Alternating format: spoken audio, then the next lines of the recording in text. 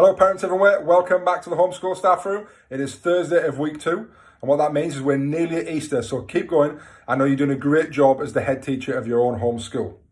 So today's tip is going to be talking about being really creative in how we design some of the educational opportunities that we're able to provide in our own home as homeschool head teachers.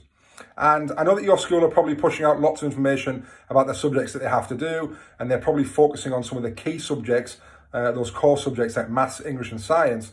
But what I'm here to tell you today is also that we need to make sure we don't forget about some of those other subjects that go around the side that can be really creative and you can have some great fun with. And some of those are real key life lessons as well. And certainly the one I want to talk to you this morning is exactly that. And this morning I want to talk to you about food technology.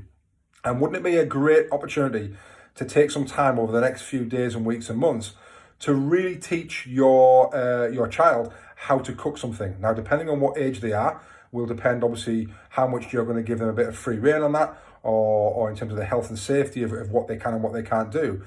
But if you've got aspirations in the next few years for your son or your daughter to go off and leave home and go to university, then this is certainly something that is going to be really beneficial for them. And like I said the other day, a great gift to give to your own child in terms of a life skill that they can use further on. So thinking about what can they do and what can they cook, and how can you kind of teach them, or how can you watch something online, or whether it's Jamie Oliver or whether it's anything like that I know he's doing some stuff online, whether it's Mary Berry, whatever their kind of favourite or your favourite kind of celebrity chefs are, then use those in the media to help you with something either online, one of their cookbooks, or maybe even just doing something from scratch, and let's see what happens. The great thing about this is that it has lots of family involvement as well. And what I mean by that is you can all see the benefits of it, and maybe they can make something that you can then all eat as a family. So you can all kind of get involved in this rather than just them sat in isolation on a laptop doing something on their maths website or their English website. Everyone can get involved in it.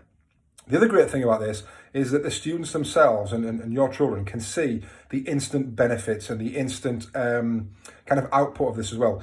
Sometimes very difficult if they are going to write an English essay and send it off to their teacher. They might not get any feedback at all, or they might get some back at some point. But certainly when you're making something and you're cooking something, it's the greatest way of actually physically seeing, has it worked?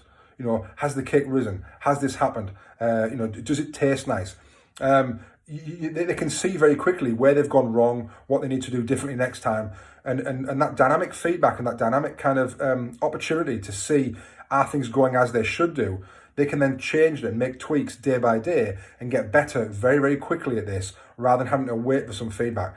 They can give their own feedback in terms of, it doesn't really taste nice, or it doesn't look like it's supposed to look like in the cookbook. So very easy to do, and it gets all the family involved, and what a great way as well to spend some real nice quality time, because like I've said it previously, not all learning needs to happen in front of a laptop. And there are lots of opportunities in our homes to do lots of fantastic learning and talking and sharing these experiences with our children over this time, and over this difficult time as well. So what a great way to do this, to think about what might we make, what dish might we make, what's your signature dish going to be, and give them some license to have a little go at that. Hopefully that's been really useful.